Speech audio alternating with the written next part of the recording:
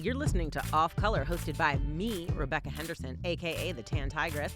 I also got my lovely and talented and beautiful producer, Janice Motzko, in the house. Pew, pew, pew. And this is Off Color.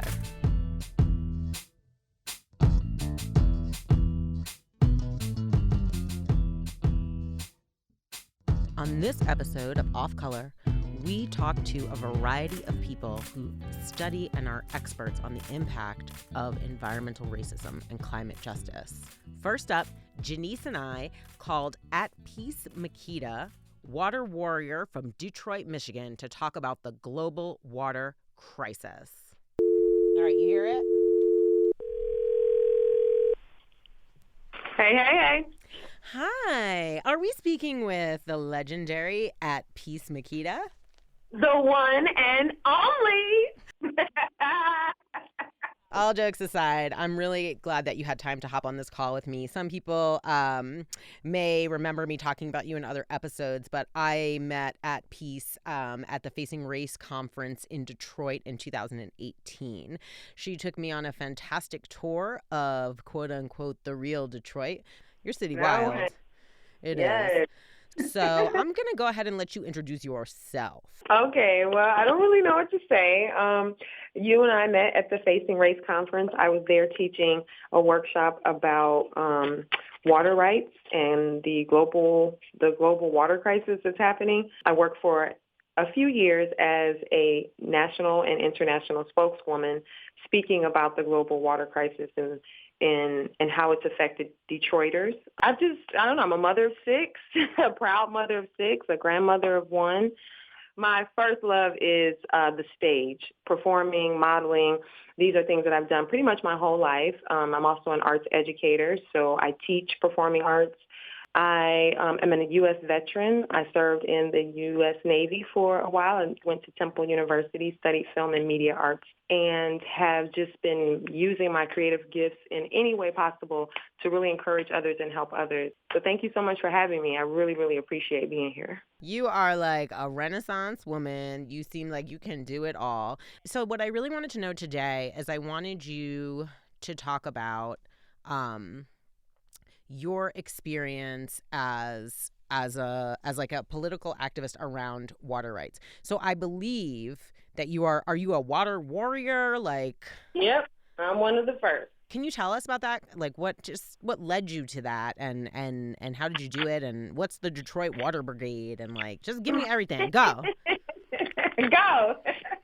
Well, to be a water warrior, that means that you are in solidarity and standing for water justice and believing that every living being, human or animal, deserves, and plants, deserve water. So in Detroit in 2014, it was announced that 30,000 families would be shut off from their water for non-payment of service. That included a lot of children and a lot of elders. You know, people woke up to shut-off trucks up and down their block, all coming at one time to shut off entire blocks at once, which, of course, we feel was done in a way to kind of traumatize those who were experiencing it. And these people may have owed less than $100 in their bill, and their water was being shut off. Yet the city was allowing major corporations that owed hundreds of thousands of dollars in water bills and had not paid them, but their water was still running. So it really spoke to my heart because my water had been shut off. I'm a single mom of, I have 6 children, 5 living with me, and either you pay the bill or you lose service. And knowing how much people need water to survive, it just didn't make sense. A young man named Miko Williams, he decided to address this crisis by rallying people together, collecting water donations, and then delivering the water to families that needed it.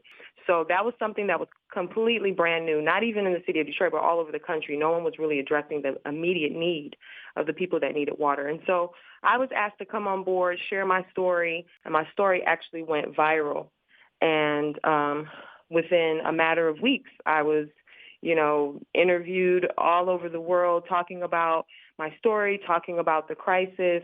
I was interviewed by The Daily Show with Jon Stewart. They came and did a whole feature about the water crisis in Detroit, and I was featured in that.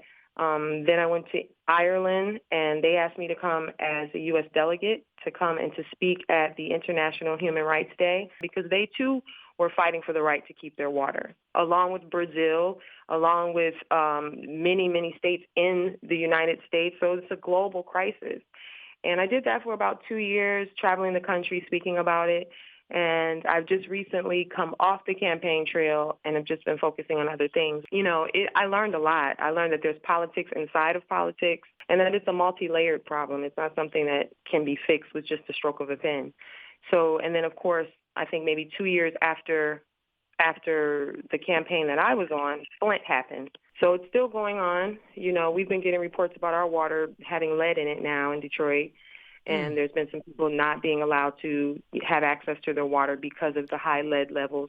So it's an ongoing thing. It hasn't stopped, but it was a great experience for me. I'm not a quote-unquote activist. I'm just a regular resident who was able to make some type of difference, to have an impact. And that meant a lot to me. I was very grateful for that.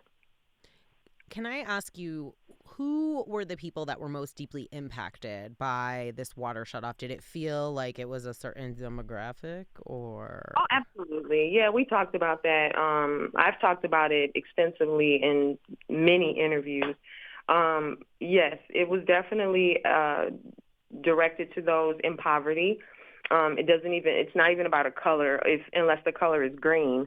That's really the only color that seems to be affected or they even care about. Water rates jumped at a record high in the middle of a municipal bankruptcy. Our city was the first municipality to file bankruptcy in the country.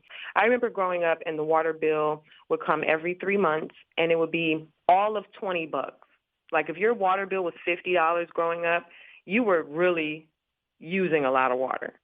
And now, and today, and back in 2014 when this all started, the average water bill was $150 a month. So how do you go from $40 or $20 every 3 months to $150 per month? And that's because our water supply in the city of Detroit was, years ago, put on the New York Stock Exchange. So our water is a commodity. I didn't know that. Sorry. Investors. Woo. Oh, yeah. They privatize it. But now in 2019, most municipal water sources are privatized. Most people don't know that. They didn't make a public announcement, but that's what it is. And so that's what we found out, is that our water is now a commodity on the New York Stock Exchange. People have basically paid or bought units of the water department, and they want their investment back. So how are they getting the money back? Through the residents, through the poorest residents in the city. So a lot has changed since speaking out, and since being on the campaign, a lot has changed, but it's still a huge struggle. People are still getting shut off every day. So I had a question about, because when I hear Water Warrior, I think of like water protectors, I think of like Standing Rock, and I wanted to know, is there any like affiliation with these other kinds of groups? Do you? I know that there are groups in the city that are collectively working with other groups all over the world. So there is a network that's happening and that has been built since 2014 and probably beyond. But I personally was focused more on the water brigade and making sure that we were delivering water to people and that they were getting what they needed. And then when Flint happened, I mean, that was a huge blow to everyone. Like, okay, and even still, how do we fix that? How do we correct that? Does Flint have water? Because I heard that they still don't have no water. They still don't have water. Oh, my God. They still don't have water, and no one's talking about it, and that is so disheartening. Well, we're talking about it. We're talking about it right now. Thank God. So listen, because I'm serious, I every time I hear that, because like I think about it a little bit and then I forget, right? Because come on, man, the whole news, everything's a dumpster fire, right? We're like, like it's craziness. And so to think about the fact that Flint still doesn't have water, and I think like I've been thinking a lot about like environmental justice and how it impacts impoverished communities of color. That's kind of like, my focus. I'll tell you my personal story is that when I was in college, they, you can join up all the student groups and stuff like that, right? And I went and they were, they had them all around, and then there was like a Save the Whales group or something, and they were like, come join Save the Whales. And I was like, that shit is for white people. Like, I'm not even trying to, you know what I mean? Like, I don't know. I just remember being like, let white people do that. I got other stuff to do. And I felt like that for years and years and years until fairly recently. And now I'm like, oh shit, like, we're not gonna have any water to drink, right? And so you're like an expert, right, on this? I mean, at least I think so. And so I want to know, are you unique in that? Because like I feel like I don't often see Black people advocating for things like water rights. Do you know what I mean? Like I feel like that seems different to me. That stands out to me. You tell me. I think I am unique. I think I am unique in that way of, being a woman of color who is actively a part of the movement. But I had a very close friend of mine, Charity Hicks. She is the mother of the water rights movement here in the city of Detroit. She would encourage me to come to the different rallies and the community meetings. And I'm like, girl, that's your thing. I'm focused on something else, but I support you and I have your back, and I want you to do well. She fought for the right to meet with the UN. And so she was able to finally get that appointment to meet with the UN and explain to them what was happening in Detroit with the water crisis and in detail. And so she went to New York to do it. And right before she met with the UN, she was accidentally hit by a taxi in New York. A pole fell on her head. She went into a coma for about a month or two, and then she passed on. I'm so sorry. That happening, thank you. That happening is what really triggered me to do something. I think that as a whole, as African Americans, we care, but like you said, our focus is just in different areas. Whales dying does not have the same effect on those living in the inner city as much as it would someone who doesn't. So I don't want people to feel like the only way for them to get involved is something so extreme, right? Like I'm really sorry for the loss of your friend, for the world, for that, for everyone in her family. And I'm just thinking, do you have any reasons now that you feel like you would want to let people know they should be more involved or... Oh, I always ask this question, and that is, name one thing that does not require water. Name one thing that we use every day that did not require water to be made or that doesn't require water to be sustained or something to that effect. Everything we use, from our cell phones to our computers, our clothes, our cars, everything we use to survive has an element of water in it. So if I own the water, then I own you. So if we start looking at it from that perspective, and then we can start to see why privatizing water is a huge problem. Huge. For not just people in poverty, for people everywhere. Girl, you got me nervous now. Now I'm all... Are they privatizing it because they're going to cut off all the water and then they're going to make us fight like Hunger Games style for it? And now, oh my God. All right, that's it. Everyone get active. You got to pay attention to who your local politicians are because... Water privatization is the new slavery, and it's going to be able to enslave everyone, no matter of your economic status. I mean, no, it's like Mad Max style. No. Girl, did you see Mad Max, the remake with Charlize Theron?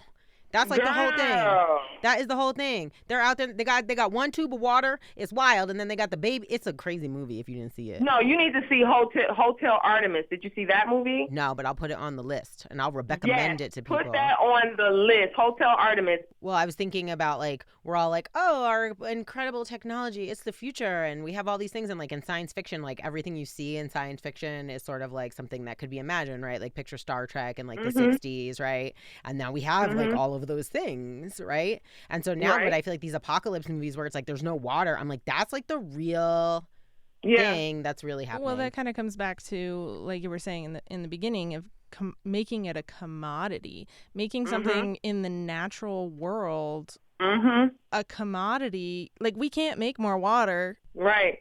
And it's already affecting the planet. I mean, with global warming and all of that is the effects of interfering with Mother Nature as a whole, which is why the planet is reacting the way it's reacting.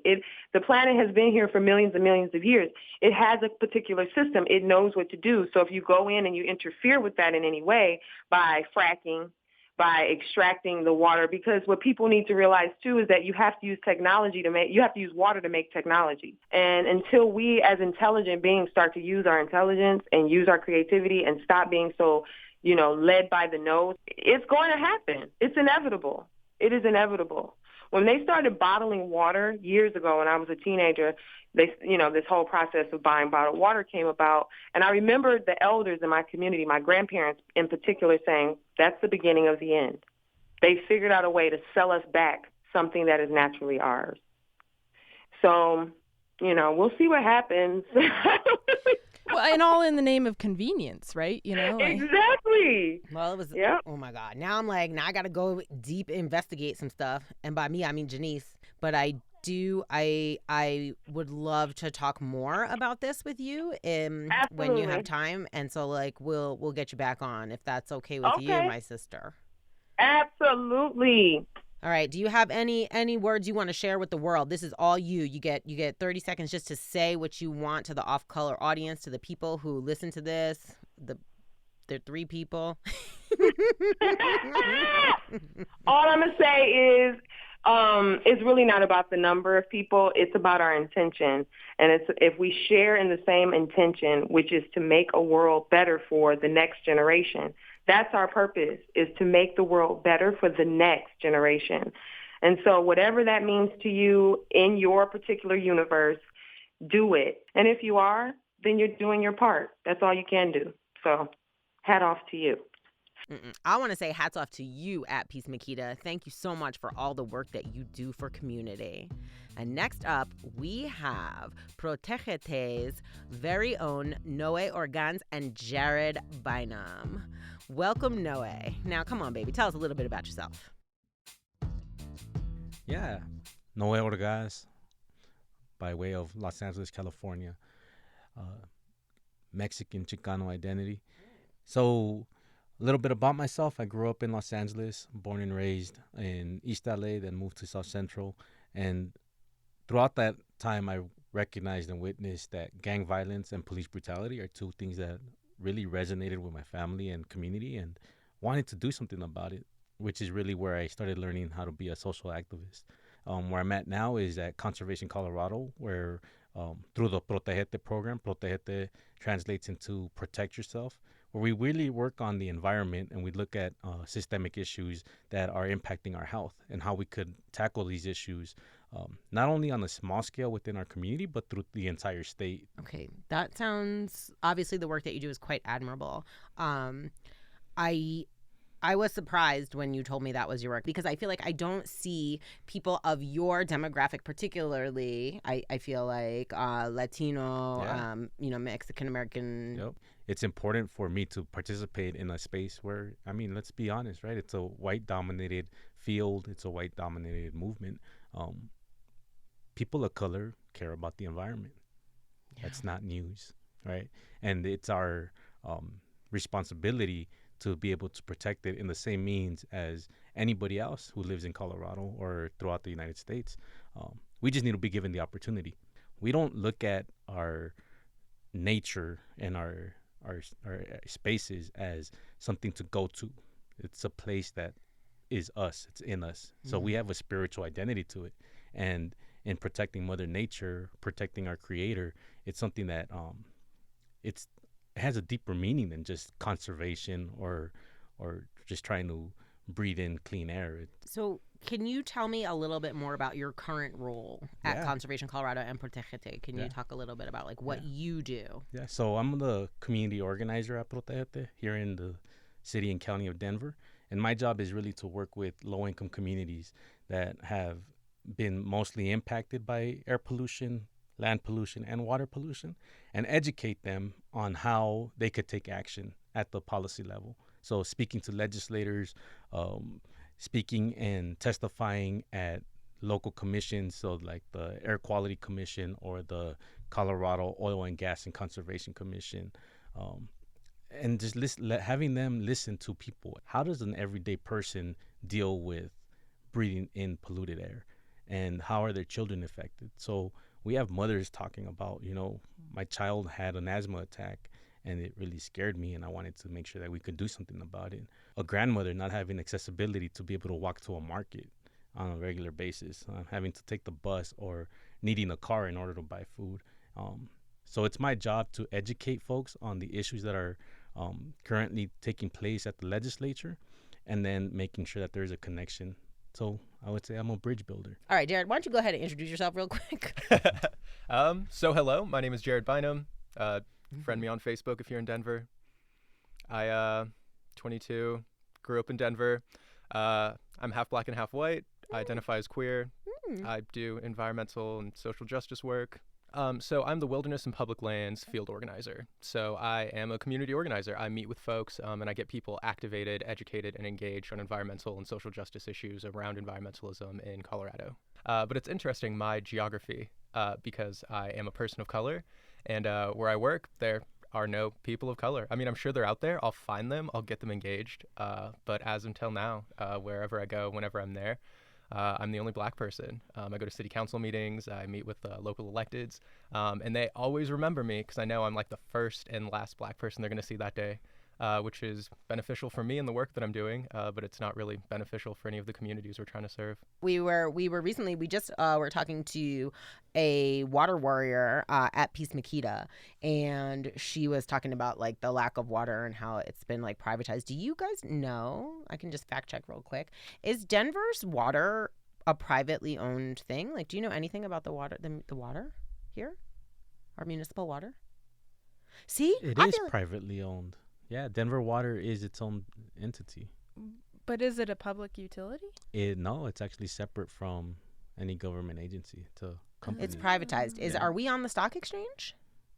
That's a good question. That's a good question to ask, though, because to me, that was something that we just learned that. And we're highly educated people. Yeah. I know, like in Golden, in one of the communities I organize in, Coors owns all the water. They actually own the water treatment plant for the entire city. And like now Coors is trying to leave Golden. So the city council's freaking out. Like these are important things that people like don't get engaged with and like don't talk about. Well, water is a big deal in Colorado. Yeah. There's a shortage. Right. And we just, did it pass? DD? DD did pass. Okay, DD did pass. which is funding And for CC our water didn't. plant, whatever that means. But it's not true. That's a lie. I voted no on DD. Did you? Yeah. Oh, let's Why? talk about it. You guys were pro DD? Well, I'm pro water plan. Right. Yeah, but what the heck was the plan? I felt like it was like, we're going to legalize sports betting and then we're going to need some water or something. Like, it didn't seem... Well, it's a little bit more than that, right? Colorado is a headwater state, and we provide water to 17 other states. And those resources are limited. We're not going to get new water. We don't have a bank account where we're storing this water, right? So the water that we have in the entire atmosphere, that's the water that we're going to get. Funding a water plant, that's going to create a positive infrastructure for not only our wildlife to be able to be successful to sustain life, but then also for the agricultural needs, and then also Denver as an urban community that's developing and growing fast. We need water. How we go about that is definitely a controversial conversation. I mean, definitely sports betting isn't the best way to do something, but it's a means, and sports betting got approved. That money will go somewhere. I don't believe it. So I'll believe it when I sees it. Same thing like with the tax on like the marijuana. Like, where's the money? Yeah. Well, Where's that weed money? There's a little thing called Tabor in Colorado that really ties all the monies up. So I can't really talk too much about Tabor because I'm not an expert in that area, but I do know that when it comes to money flowing downriver, just to give a pun to water, Hashtag dad jokes. makes it difficult and challenging. I think another thing that's interesting too, when we're discussing Tabor and when we're discussing the water plan, is looking into the idea of how when the legislature refers a ballot measure to us like this, they still get final say.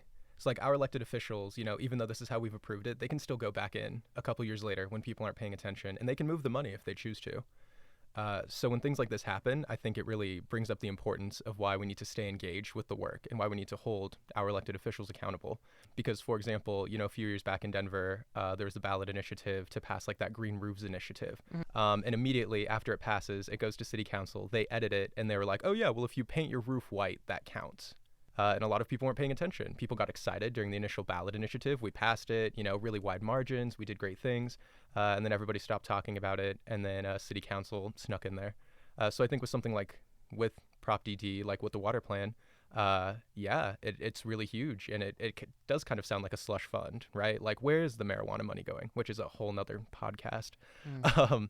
But with something like that, if we want to see the water plan implemented in like an ecologically sound way, in a way that really benefits communities that are most impacted by the water developments, we need to make sure that our voices are heard and that we stay engaged. Politicians will definitely take advantage and amend laws. Well, when there's folks like us who are at the table and we're keeping people accountable, this stuff will be public information because it's our duty as organizers to give the public the information that they need to be able to fight back. Are you guys like watchdogs? Yeah, are you a government are you like a agency? Yeah. No. But are you like watching shit, dog? Like you're gonna keep your eye on it? Definitely keep an eye on things. And you're gonna let me know so that I can like tell some other people? Absolutely. I want to be involved. It's not my wheelhouse, but now I'm starting to feel like, as someone who is like a social justice advocate, I feel like I misplaced some of my energies. And in fact, I feel like we should all just forget about racism and everything, and we all should just focus on the environment. Like, is that crazy? So that's not a new idea, right? I mean, in the 60s, people had to decide, am I going to fight the social civil rights movement or am I going to fight the conservation movement? What ended up happening is white people saying, oh, black people don't care about the environment. They care about civil rights. Well, that wasn't necessarily true. And now people of color of this generation have to make the same decisions. That kind of goes back to your analogy that someone told you of plugging the holes in the boat. Oh, yeah, I love that. One of our favorite special guest co-hosts from time to time, Mr. Hashim Coates. But he gave me a great analogy, and I love it. And he was like, man, if you're in a boat and the boat's got 10 holes, everybody plug a hole. We don't have to plug the same hole. Yeah. You're going to plug the climate change hole. So that's another thing I heard. Okay, that climate change, that terminology came actually from the right to make it sound like something that's like natural. Instead of calling it like a climate crisis, they're calling it like a change. So it makes people feel a little bit more like, well, it's kind of natural. I haven't heard a lot about that, but I could say that it is kind of natural, right? It's happening to the entire natural environment. Humans are a product of the natural environment, and we're destroying the planet in a natural way that we're never going to be able to reverse. But if you look at it, and let's say, why don't we agree with them? Let's just say, let's clean the slate. Let's say the climate is changing and it's totally natural. If you look at greenhouse gas emissions, and if you look at plastic pollution in the belly of whales and seabirds, if you're looking at all of these diseases that are like brand new to humans because our diets are so poor, because like our environmental quality is so poor, if you're looking at just all of that, that the reason that we're seeing these things is because of environmental pollutants that humans have produced, then I would still hop on the environmental bandwagon, right? Even if we think that the climate's not changing, even if we don't care, wouldn't we want a better world anyway? Wouldn't we want to fight for that anyway? But that's where it's getting to me. Do the people just like not believe that it's happening? Like, I don't know. Well, I mean, there's a human component to it, all right? When you're talking to somebody about climate change, they're like, okay, that's too big and over my head. But when you're talking to somebody about, hey, you're a rancher and your land is not receiving the adequate water that you need to feed your cattle, you're not receiving the adequate water that you need to raise your crops, and winter's coming a lot earlier than you expected and your crops are destroyed, like, how is that affecting you financially? Then people start listening. Hit them in the pocketbook and they'll listen. And that's really where we found a lot of bipartisan support when it comes to talking about the issues that we talk about, is making sure that people understand that this is really affecting everybody in their own personal way.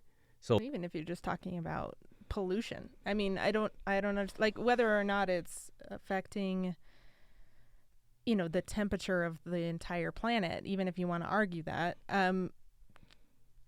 We just recently moved into the Elyria Swansea community, and it's the most polluted zip code in the country. 80216.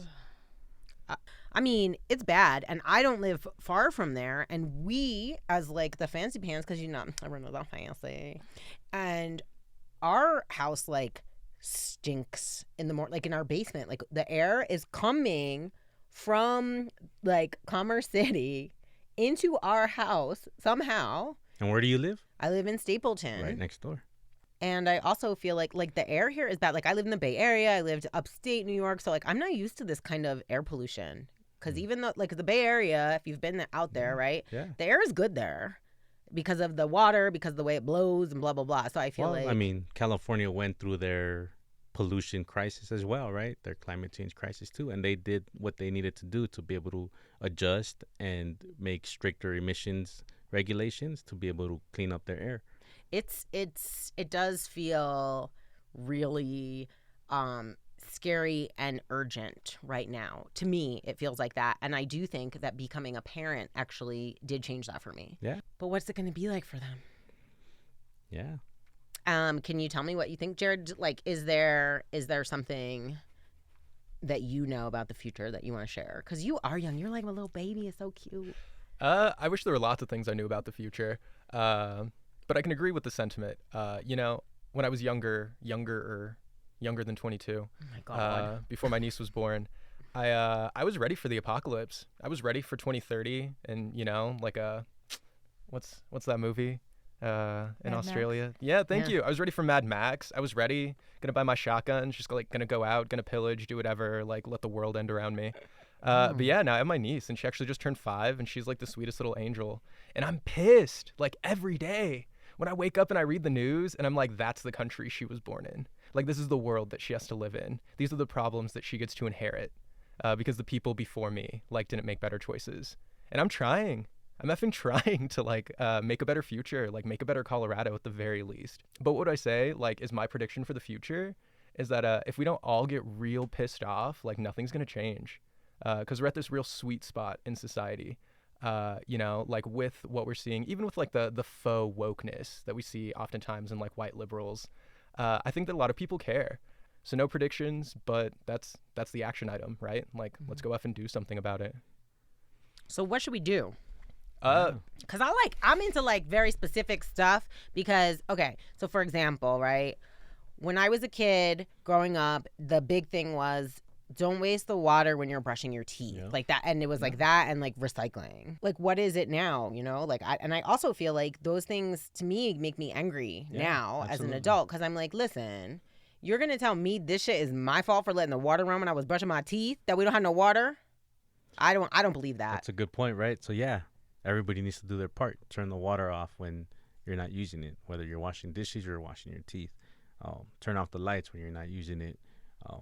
But yeah, all the carbon emitters that are producing money as they're polluting the air and are polluting our water need to be held accountable. So yeah, there's a lot of policy stuff that you could do within Conservation Colorado or Protégete to take action. And they're small actions. You don't have to tie yourself up to a chain or chain yourself to a tree or something.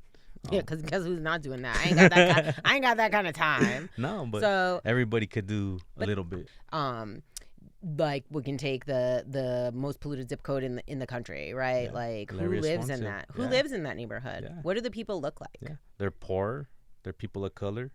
They're, Latino. Yeah. Actually, I had a conversation with a woman a few years back, and I thought this was funny. This was my first foray into the progressive political scene in Denver. And we were chatting, and she brings up Illyria Swansea. She's like, "Oh, it's really rough out there, but it's very diverse."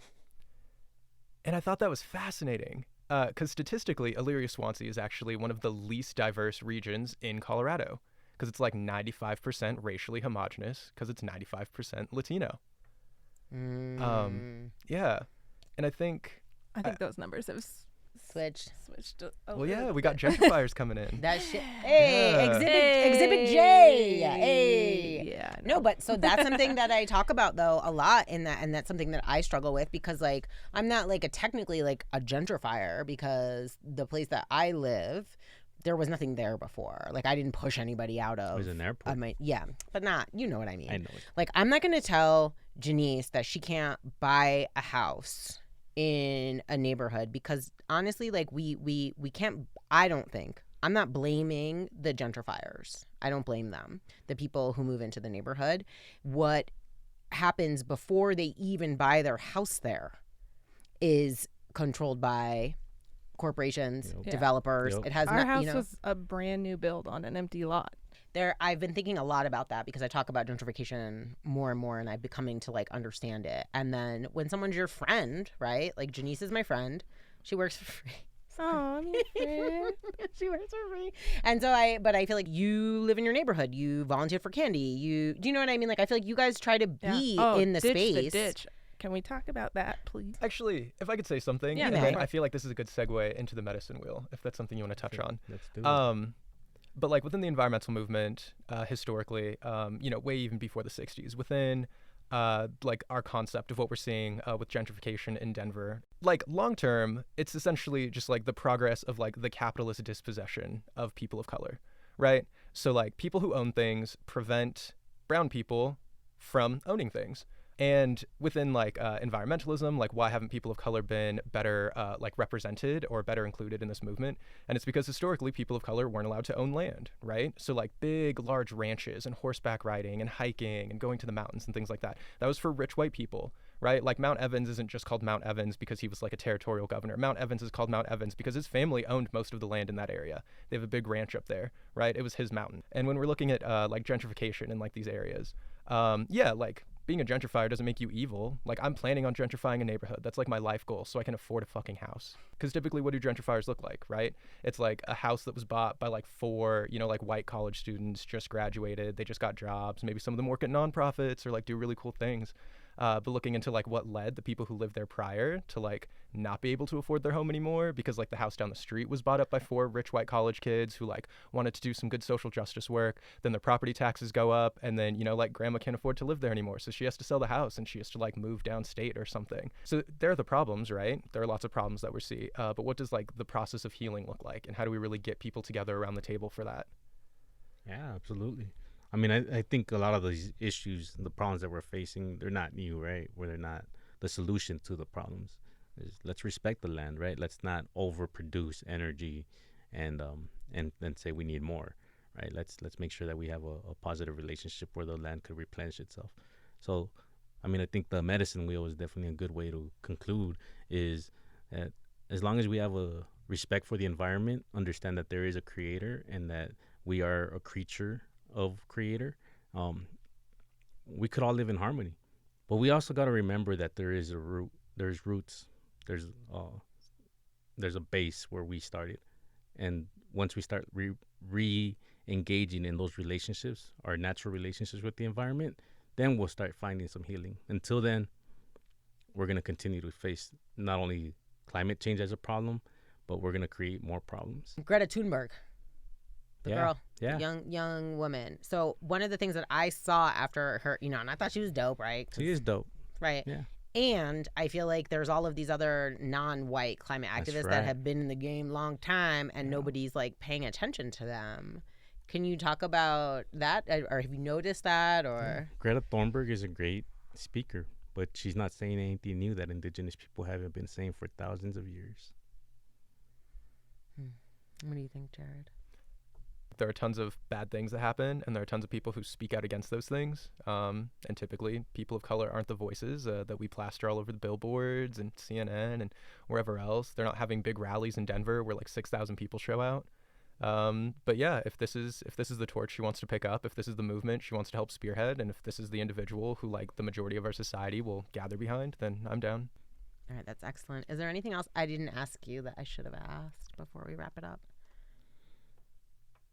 I wanted to do, so we were talking about the influences that lead to those communities where it is cheaper to buy for those 4 college students and that kind of thing to buy up a spot. Part of the reason that that's the case in that neighborhood is that they built a highway that did not exist when a lot of those houses were built or purchased. So if we're looking at this idea of like, yeah, so these were neighborhoods, even all the way down to like the Auraria campus. And then these areas weren't valued by like city electeds and planning officials. So we built highways, we built a university, we built a theme park, some parking lots, cool stuff like that. Because like there's a church on campus, there's a church on the Auraria campus that like was a real church. There's like several churches that like were real churches like in the community. And we like signed an agreement, or they signed an agreement with them that like when we were raising all of their houses to like build a university, that we would keep the churches there. And now they're like art galleries. And I think that that's like gentrification in a nutshell, right? Like, no, we respect you. We think it's beautiful, all of the things you've done. We just don't want you here. I mean, I-70, I working in Elaria, Swansea, like you hear stories. I mean, you hear the stories of the communities that have been uprooted. People were living there before America was the country that we see it today. And there was a German man, he's like German American, he's like, my grandfather came here before I-70 was here, and he fought against the building of I-70. It was, now I'm fighting the fight. It's causing impacts. I mean, if you drive through the community, you look at this school, elementary school, these children are suffering from the constant pollution of dust that's being sent over next door to these children. It's impacting their health in everyday basis. It's impacting their ability to learn. I-70 is gonna be an underground tunnel. There's just so many environmental impacts to that alone. But again, right, going back to displacement, 300 houses, 300 families were displaced. And like 11 businesses or something like that. Yeah. And it's not a tunnel. It's like a 2.5 block cap. And then there's gonna be a soccer field on top of it. Like, yay. Literal greenwashing.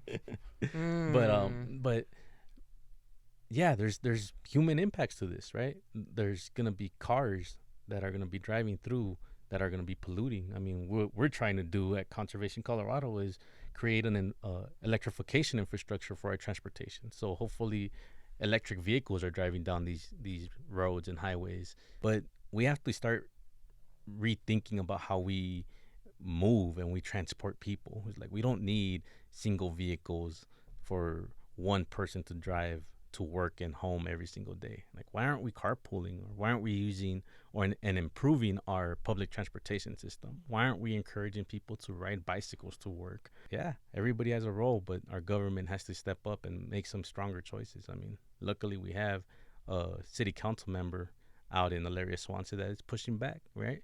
And like, I guess that's the solution at the end of the day, is we have to get the right people into elected office, and that's where we could make an impact.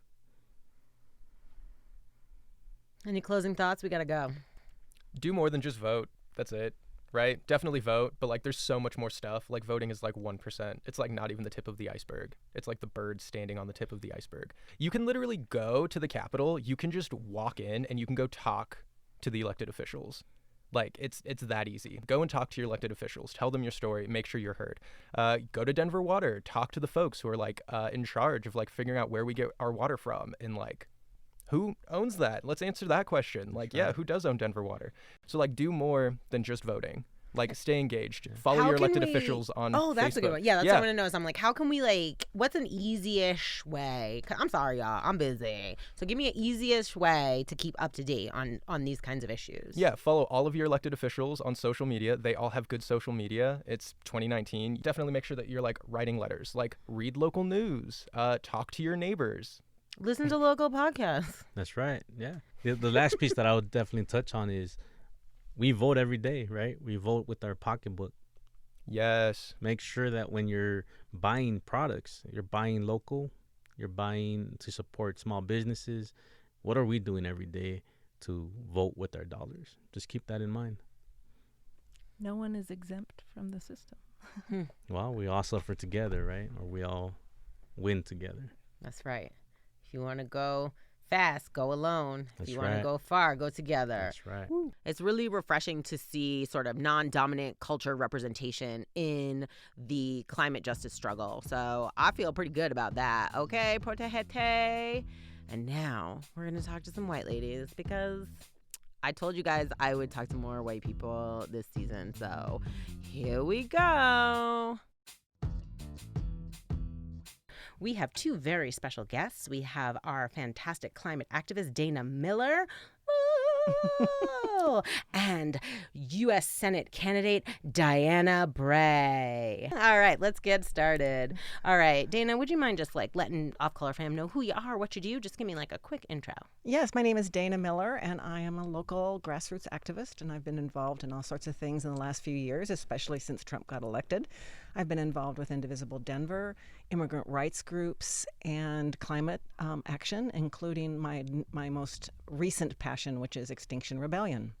Oh, thank you, Dana. All right. Now, Diana, why don't you go ahead and introduce yourself? Sure. I'm Diana Bray. I'm also a climate activist, and I'm also running for U.S. Senate.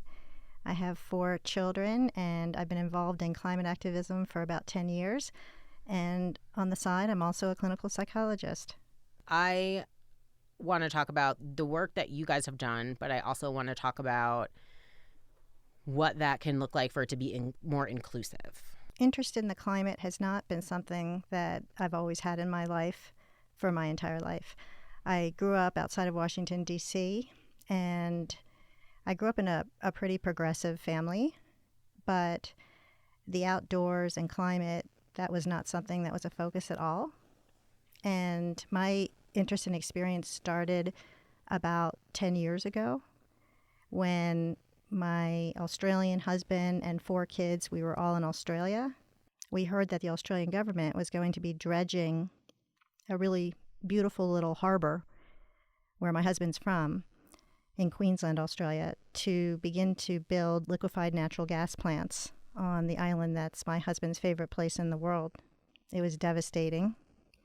You can look it up. It's called Curtis Island. If you look at the southern end of Curtis Island, which is an island just off central Queensland.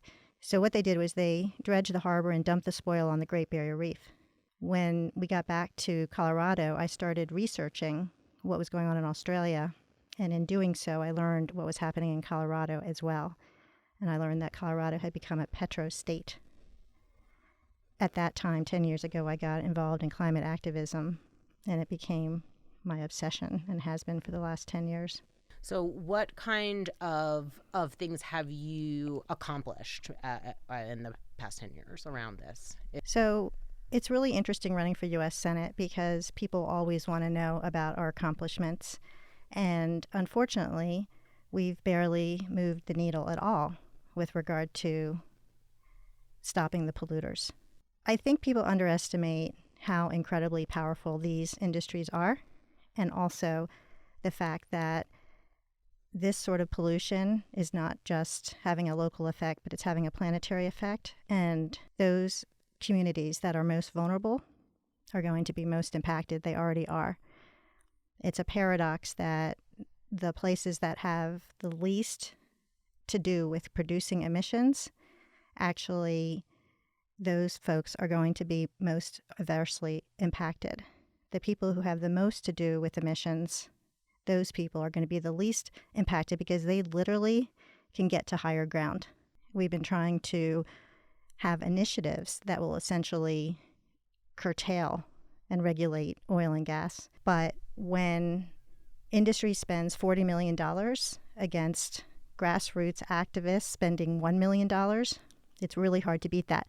But I'm incredibly hopeful. Last year, we had Prop 112. We lost. We got 1.1 million votes, though, as opposed to the other side that got 1.3 million. So in terms of an accomplishment, it's educating people about what's going on. But so many people are being adversely impacted now in Colorado and elsewhere that people are becoming more interested in this topic. And I often joke around that we used to be like 10 or 15 people protesting in front of the governor's mansion. Now we're millions. But the main problem that we have had is that Democrats and Republicans have not had the courage to step up and support initiatives that will curtail the oil and gas industry. Let's spill the tea on that a little more clearly, If you don't mind, can we? Because listen, I got problems with Hickenlooper, aka Frackenlooper. Okay, that dude. Sorry, bro, you're not my choice. I'm real mad that he got in this race that I wanted a woman to run away with. Okay, We are going to run away. The women are going to take this. Okay, And, wow. yeah, we're hatching some stuff right now. But yeah, it's a real problem when Democrats, essentially align with oil and gas and think they can have their cake and eat it too. Democrats have thought they can sort of coast easy with methane and thinking it's a transition fuel, which it's not, and sacrificing our entire state and also our country in the guise of doing better in terms of transitioning off coal. So yeah, Hickenlooper and others essentially aligned together in 2014 to drop the 2 Polis initiatives that would have given us a 2,000-foot setback, and that was thousands of drill sites ago. Governor Polis versus Hickenlooper. Like, what's the difference there? Senator, are you Yes. No, I mean, is there a difference? Yes, there's a difference. I feel that Governor Hickenlooper did more damage than any other Democrat in this state in terms of promoting oil and gas and suing cities and counties who tried to stop fracking in their neighborhoods. He's now one of my competitors, and he did tremendous damage. And he's saying that he's interested in climate change, but actions speak louder than words, and that's the most understated cliche imaginable for this situation. Polis, on the other hand, has an incredible opportunity to do better. If he doesn't, then he's going down the same pathway that Hickenlooper did. So the jury is still out on Polis, and I would like to see him essentially decide that he's going to be a protector of people rather than the industry. We have not seen that yet. So we need a political revolution to make change. We need systemic change, but we also need candidates who are brave enough to stand up to people rather than be focused on fostering oil and gas. And that just hasn't happened in the state, unfortunately. Is that what prompted you to run for office? Yes. I was looking around after Prop 112 failed, which I'd worked on all year, and also, years before other attempts at regulation. And so I was looking around after the failure of 112 and wondering who's going to step up. And then I realized, why am I looking around who's going to step up, wondering who's going to step up? I can do this thing. So when you mentioned like that you used to be 10 or 15 people out here in these streets protesting and stuff. So Miss Dana Miller over here, can you talk to me about the work that you've been doing with Extinction Rebellion? When Extinction Rebellion first started, they had 3 demands. And I'll speak a little bit about those. But Extinction Rebellion US added a demand that I think is really related to what you're talking about today. The first one is about telling the truth. It's about asking corporations and governments to actually tell the truth as to where we are in terms of climate change, because we are in a desperate situation and we're trying to pretend that we're not. The second one is asking governments to have legally binding policies to reduce carbon emissions to net zero by 2025. Now, a lot of organizations, governments, corporations, municipalities are talking about 2050, but Extinction Rebellion is under the impression, and I agree, that it needs to all happen by 2025. Yeah. And number 3 is they do these things called citizens' assembly, where they want to kind of take the power from the government. So when there a decision needs to be made, they get citizens together, experts to come in and talk to the citizens. The citizens do this facilitated process and come up with some solutions. That is theoretically what they would like to have happen. I'm not quite sure how many citizens' assemblies have actually already happened.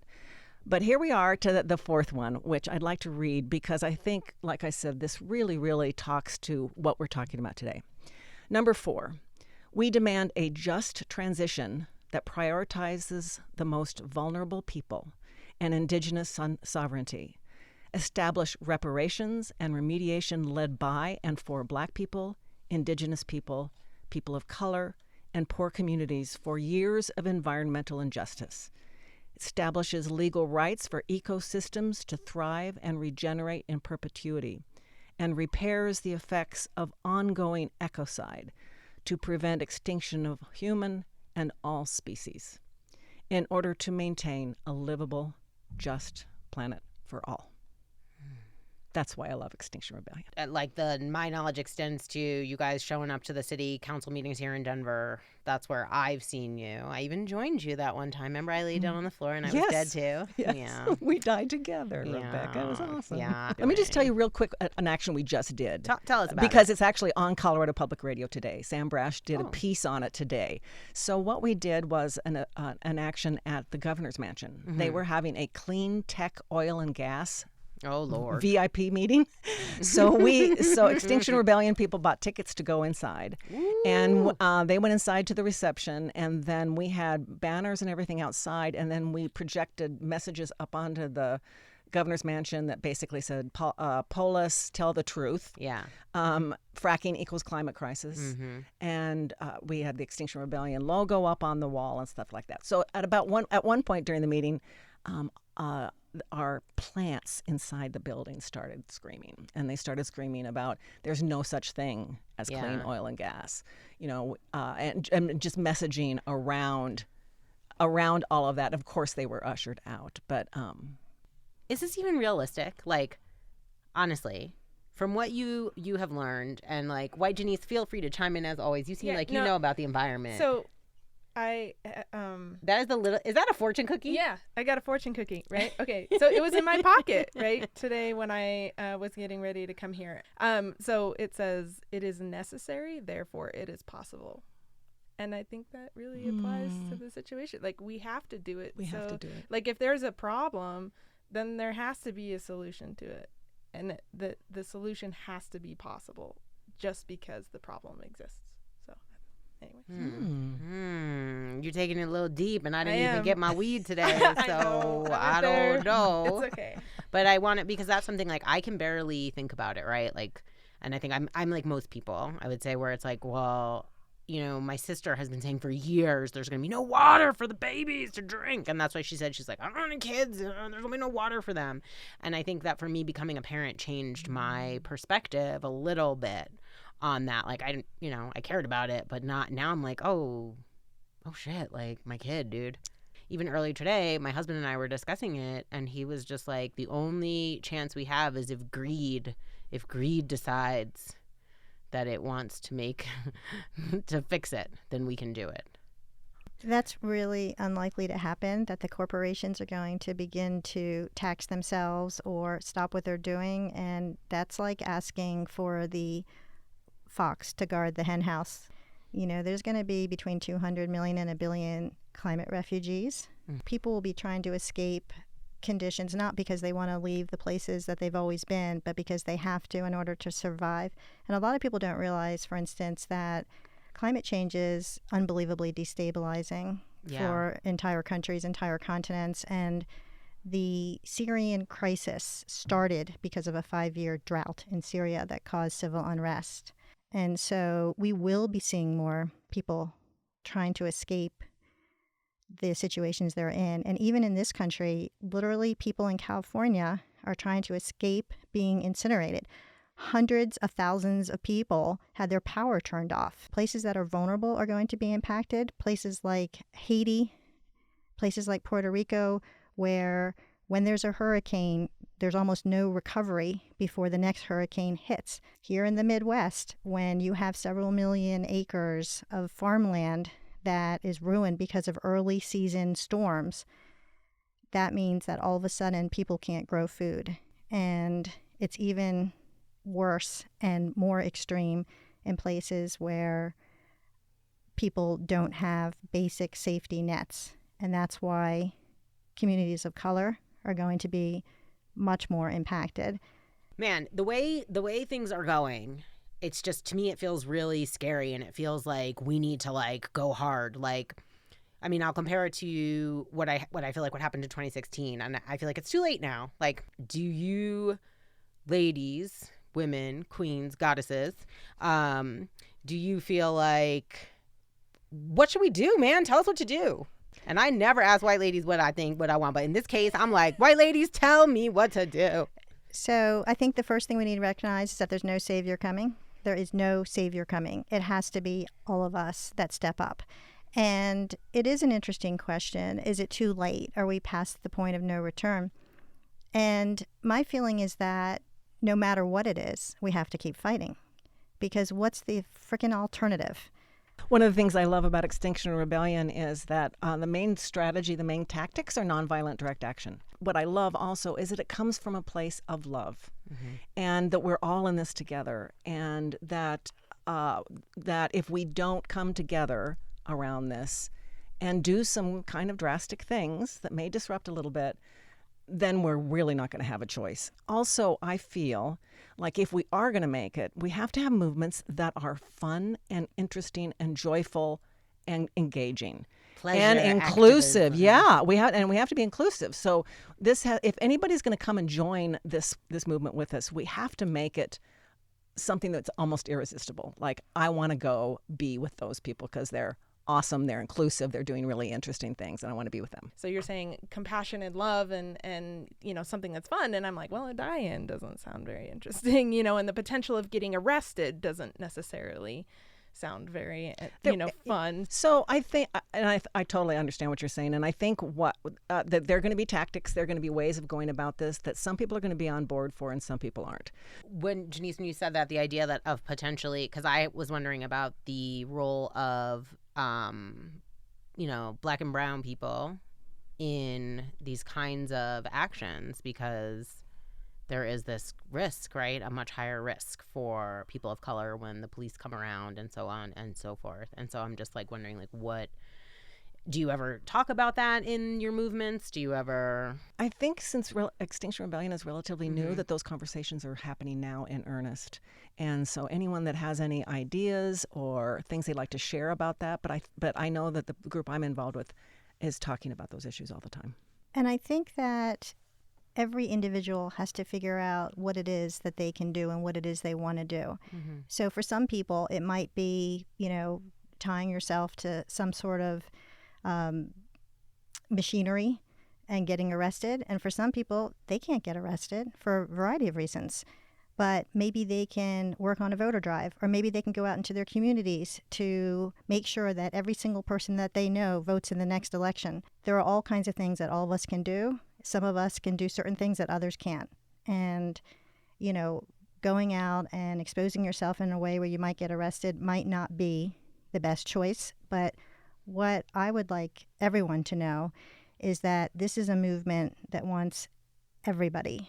It's inclusive. And so whatever it is that you're interested in, there's a place for you. Do you think, this is my last question on this, and then we'll have to have you back on, but is oil and gas, is that the worst thing in the world? What's the worst polluter? I don't know, because you said just worldwide.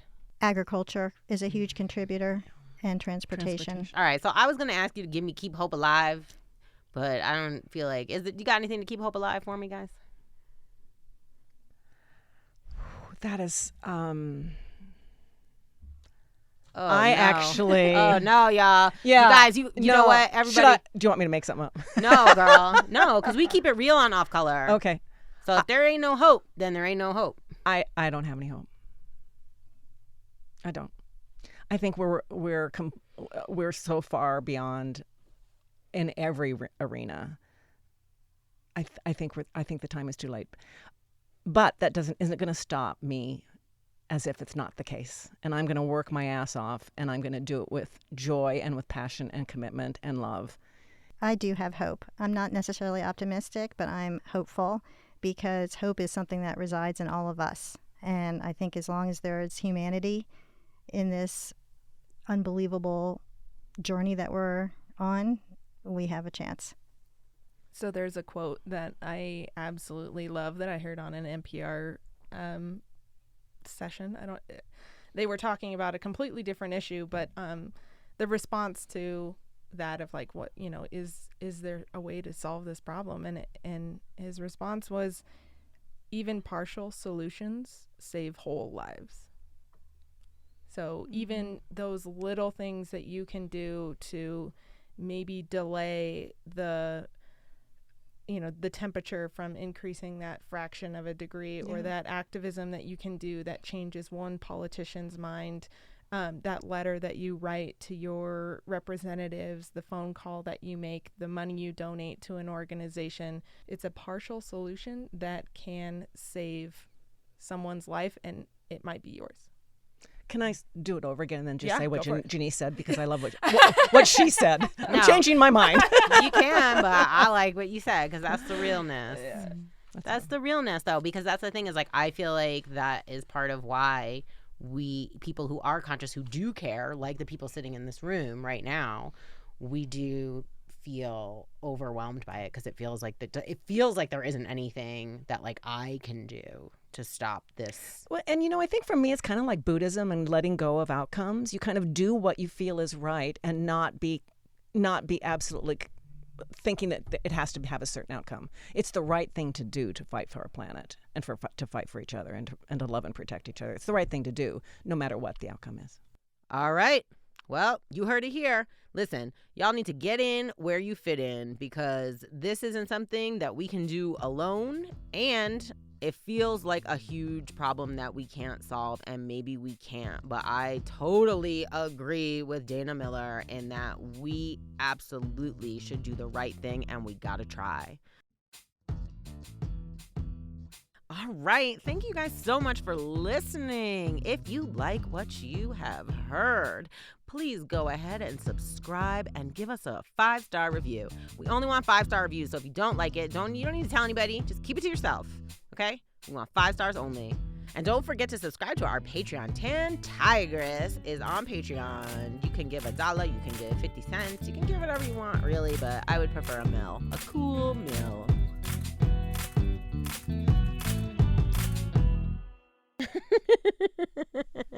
And cut.